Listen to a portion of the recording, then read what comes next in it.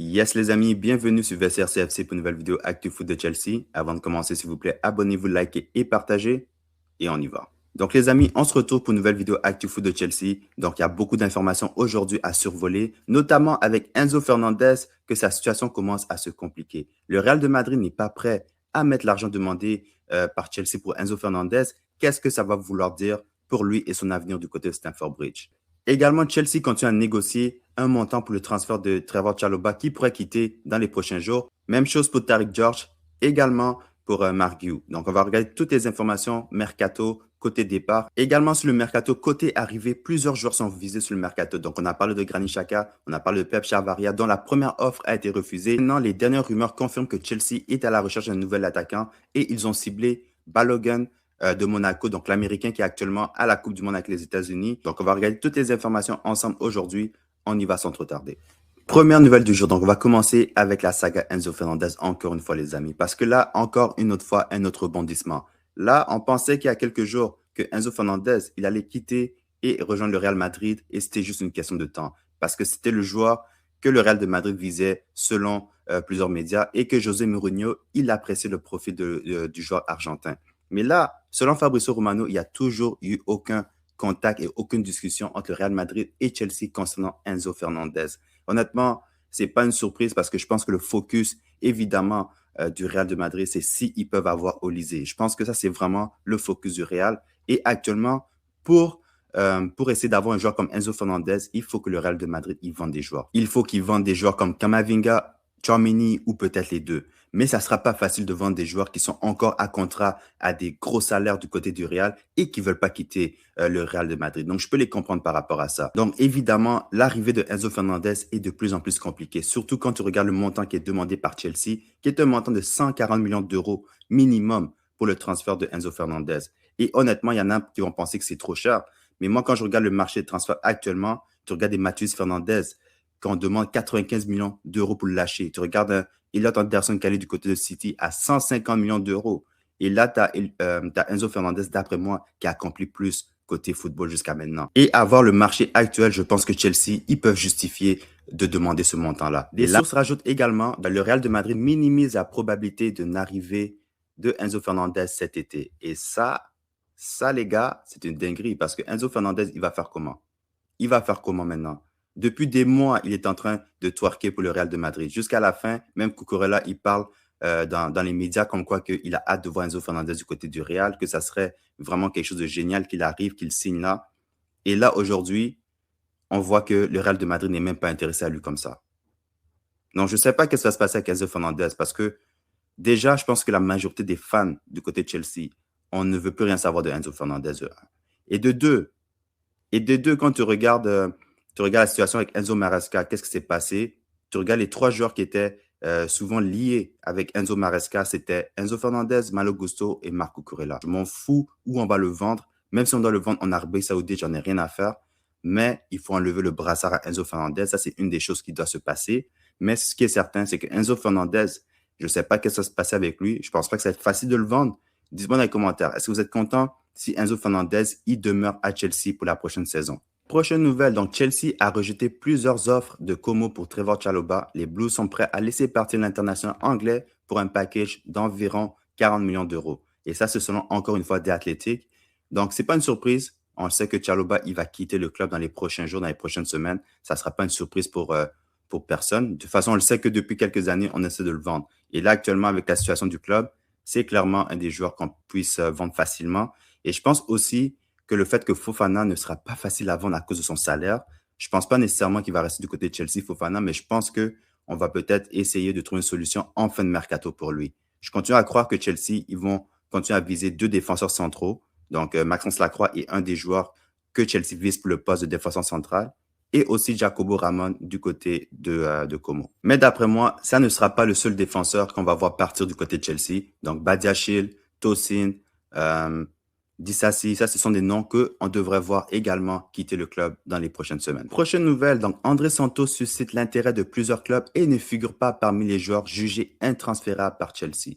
Donc, je l'avais mentionné il y a quelques jours que l'arrivée potentielle de Granit Xhaka pourrait orchestrer le départ de certains joueurs au milieu de terrain. Moi, j'avais pensé à Lavia, j'avais pensé à André Santos. Ça, c'est vraiment deux noms qui pourrait quitter le club en cas de l'arrivée de Granit Xhaka. Mais André Santos, honnêtement, je trouve qu'il a un profil intéressant. Je trouve que Santos, c'est un leader en devenir. Également, il est bon balle au pied. Mais le problème, c'est vraiment, je trouve que c'est son physique. Mais soyez pas surpris avec l'arrivée de Granit Xhaka de voir Lavia ou André Santos partir. Mais prochaine nouvelle, donc toujours du côté des départs potentiels, Everton avance dans les discussions avec Chelsea pour recruter Tariq George de manière définitive. Un accord à plus de 25 millions d'euros est sur la bonne voie. Donc, Tariq George également, c'est un autre joueur qui va quitter dans les prochaines semaines, dans les prochains jours. Donc ça serait un 25 millions d'euros totalement pur profit pour Chelsea et ses caisses. Donc c'est quand même une bonne opération. De son côté, Mark Hughes a plusieurs intérêts du côté d'Angleterre et également en Europe, donc que ce soit pour des prêts ou même des transferts définitifs. Donc lui, c'est un joueur, je pense qu'il va devoir prendre une décision par rapport à sa carrière, mais moi, je le conseille, c'est mieux qu'il trouve un transfert permanent. Parce que la prochaine nouvelle, donc maintenant, on va se concentrer sur les joueurs qui pourraient arriver du côté de Chelsea. Donc selon Fabrizio Romano, Pep Chavaria est un joueur que Xabi Alonso et son staff connaissent très bien. Chelsea suit également le dossier. Le joueur est intéressé par un transfert à Chelsea et de premiers contacts ont déjà eu lieu. À noter que les pistes menant à Granit Xhaka, Maxence Lacroix restent également d'actualité. Chelsea est actuellement très actif sur le marché des transferts. Et voici qu'est-ce qu'on a appris par rapport à Pep Chavaria. On mentionne que Chelsea a fait une offre de 9 millions d'euros plus bonus qui ont été refusés, mais Chelsea va revenir à la charge avec une nouvelle offre dans les prochaines heures. Donc ça, c'est clairement un joueur que Xabi Alonso, il va avoir pour remplacer Cucurella. Honnêtement, je ne connais pas le joueur comme ça. J'ai regardé quelques compilations, mais il a l'air d'un joueur très combatif. Il me fait vraiment penser même à Cucurella sur certains points.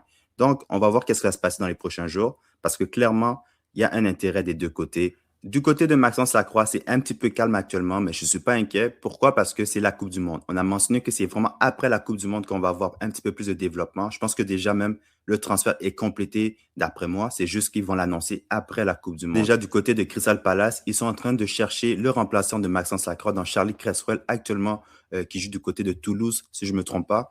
Donc, c'est lui qui devrait remplacer Maxence Lacroix dans les prochaines semaines. Donc, après ça, évidemment, je pense que ça va s'accélérer pour Maxence Lacroix parce que je ne m'inquiète pas. Je pense que Chelsea, actuellement, ils travaillent différemment sur le marché des transferts. Ils ne vont pas annoncer quelque chose s'ils ne sont pas certains de compléter le transfert. C'est ça qu'on a vu avec Palestra et exactement qu'est-ce qu'on voit avec Xhaka. Donc, jusqu'à maintenant, tous les joueurs avec lesquels on a été liés dans les dernières semaines, je pense que Chelsea, ils ont quand même des chances de signer ces joueurs-là. Donc, maintenant, Maxence Lacroix, je pense qu'il n'y a pas à s'inquiéter. Je pense que dans les prochaines semaines, on va voir vraiment plus de développement. Et surtout après la Coupe du Monde, là, il devrait être annoncé.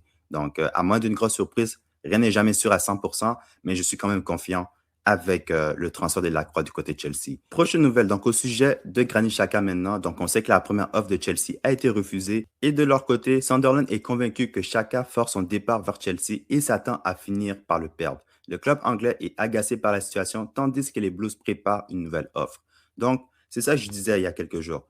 C'est pas parce que la première offre a été refusée, c'est pas parce que Sunderland ils disent ouais, on veut pas vendre notre joueur, c'est pas comme ça fonctionne. Vraiment pas. Si le joueur il veut pas rester, tu veux pas garder un joueur qui n'est pas content de ton côté. On le sait, on a Enzo Fernandez de notre côté. Et est-ce que vous pensez que Sunderland va vouloir garder un Granit Xhaka qui n'est pas heureux, malgré que Sunderland ils ont réussi à rester en première ligue. Également ils sont qualifiés en Europe pour la prochaine saison. Ils nous ont battu même le dernier match de la saison. Malgré ça, il veut pas rester du côté de Sunderland. Il veut rejoindre Xabi Alonso et Chelsea. Donc, je pense que c'est vraiment juste une question de temps. Je pense que Chelsea, ils vont tout faire pour compléter le transfert parce que c'est une demande exclusive de Xabi Alonso de signer Granit Xhaka. Donc, je pense qu'un montant de 15 millions d'euros pourrait être suffisant, mais on va voir dans les prochains jours. Prochaine nouvelle, donc selon Santi Aouna, un journaliste quand même assez au courant des transferts côté Ligue 1, même qu'est-ce qui se passe du côté de la Première Ligue aussi, il mentionne qu'avec le départ de Ramos, le PSG prospecte au poste d'avant-centre et Balogun fait partie des profils appréciés en interne.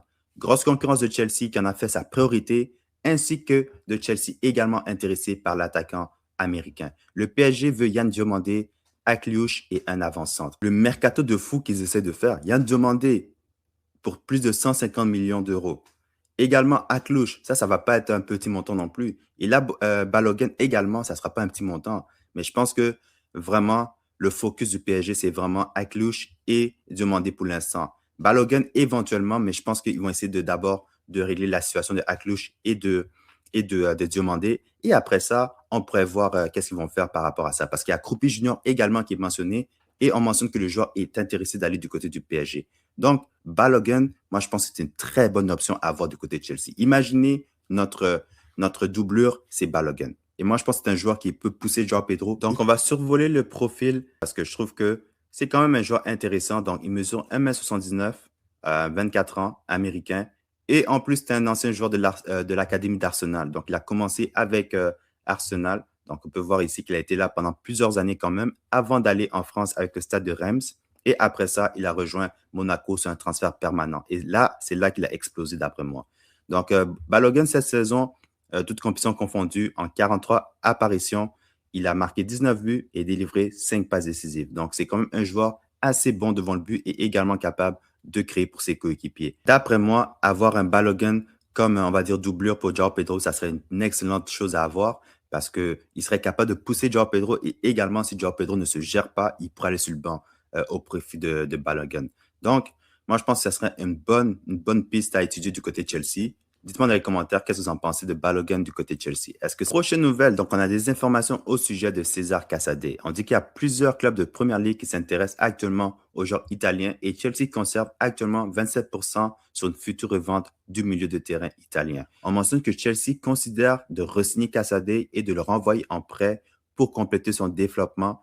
Et par la suite, il y a des équipes comme Ipswich Town qui sont intéressées et également l'option de le ramener du côté de Stamford Bridge. Et honnêtement, moi, je ne comprends pas c'est quoi qu'on essaie de faire avec Casadei. Et puis lui-même, est-ce qu'il va accepter de revenir dans ce système-là? Parce qu'on n'a jamais vraiment donné de chance lorsqu'il était du côté de Chelsea. C'est vrai qu'il n'était pas prêt. Je pense que de l'acheter et de le reprêter, je ne trouve pas que ça fait du sens. Surtout qu'ils ont déjà 27% de pourcentage, une future revente éventuellement.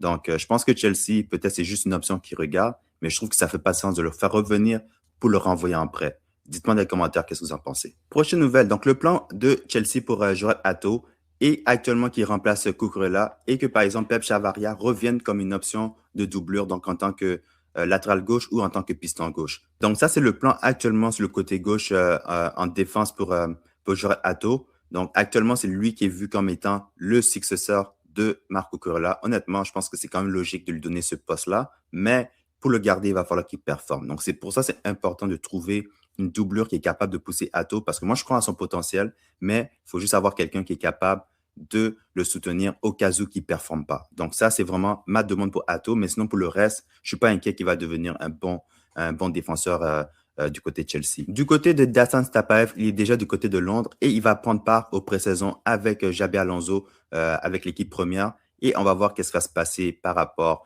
à son avenir. Mais jusqu'à maintenant, le plan est de le prêter du côté de Strasbourg ou peut-être une autre équipe européenne. Mais à la prochaine nouvelle, donc par rapport à Kendry Páez, on sait que son prêt s'est pas bien passé du côté de Strasbourg. Après, il a été du côté de River Plate où ça s'est pas bien passé également. Et là maintenant, après que son prêt a été annulé, on mentionne que Chelsea est en train de décider quoi faire avec lui. Ils essaient de le prêter avec une autre équipe, mais il n'y a pas beaucoup vraiment de prétendants pour l'instant. Et récemment, ses agents ont offert les services de Kendry Páez à l'Atlético Mineiro pour pouvoir voir s'ils peuvent avoir un prêt de ce côté-là. Actuellement, Kendry Páez, comme je l'ai dit, c'est pas le talent. C'est vraiment sa réputation actuellement qui est en train de le détruire. Sa réputation du joueur qui ne se prend pas au sérieux à l'extérieur du terrain et que le football n'est pas, le football du moins est secondaire pour lui. Et ça, pour des clubs comme Chelsea, des clubs de haut niveau qui veulent miser sur des jeunes talents, c'est un risque. Ils ne veulent pas prendre ce risque-là. Donc, Kendry Páez, il va falloir qu'il se gère parce qu'il est déjà rendu à 19 ans. Je me rappelle, on parle de lui quand il avait 16 ans. Là, maintenant, il va être rendu à 20 ans et on va l'oublier. Donc, Kendry Páez, il est mieux de se gérer parce qu'actuellement, même, il est du côté de l'Équateur, mais on ne le voit pas jouer. On ne le voit pas jouer. Comme je l'ai dit, ce n'est pas le talent, c'est vraiment ses décisions et son focus. Donc, on va voir qu'est-ce qui va se passer avec lui, mais c'est vraiment dommage qu'est-ce qui se passe avec ce joueur-là. Prochaine nouvelle, donc selon The Athletic, Chelsea devrait percevoir plus de 350 millions d'euros de revenus liés aux droits de TV cette saison. Les Blues devraient ainsi respecter les règles financières nationales. Donc ça, c'est quand même une bonne nouvelle de ce côté-là parce que prochaine nouvelle, donc Chelsea a approché HP Inc. pour son futur sponsor principal. Les Blues ont revu leurs exigences à la baisse et réclament désormais entre 53 millions et 59 millions d'euros par saison. Des discussions sont également en cours avec plusieurs entreprises technologiques. Donc, côté sponsor, je ne veux pas trop m'avancer parce que je n'ai pas plus d'informations que ça. Mais ce qui est certain, c'est qu'on ne doit pas commencer la nouvelle saison, encore une fois, sans sponsor officiel sur les maillots. Et pour conclure, l'actu autour de Chelsea, donc Xabi Alonso va officiellement commencer son mandat de manager du côté de Chelsea dans 24 heures. Donc, j'ai vraiment hâte de voir maintenant qu'est-ce qui va se passer avec Chelsea. Est-ce qu'on va revenir au top ou bien on va continuer à s'enfoncer. Mais honnêtement, je suis quand même assez confiant que ça va être nettement mieux que ce qu'on a vu dans les dernières années. Mais maintenant, Xabi Alonso, c'est à ton tour de travailler, c'est à ton tour de faire ta magie. Donc ceci conclut l'actu autour de Chelsea. Donc, dis-moi dans les commentaires, qu'est-ce qu'on doit faire avec Enzo Fernandez parce que son transfert du côté du Real Madrid, on dirait que ça ne va pas se passer. Donc, est-ce qu'on doit le garder, lui donner une nouvelle chance ou vraiment trouver une façon de le vendre absolument? Également, j'aimerais savoir qu'est-ce que vous pensez des rumeurs de Chelsea qui serait intéressé par Balogun de Monaco. Est-ce que vous pensez que c'est une bonne option à avoir avec João Pedro en attaque? Abonnez-vous, likez, partagez et on se retrouve dans une prochaine vidéo. Peace.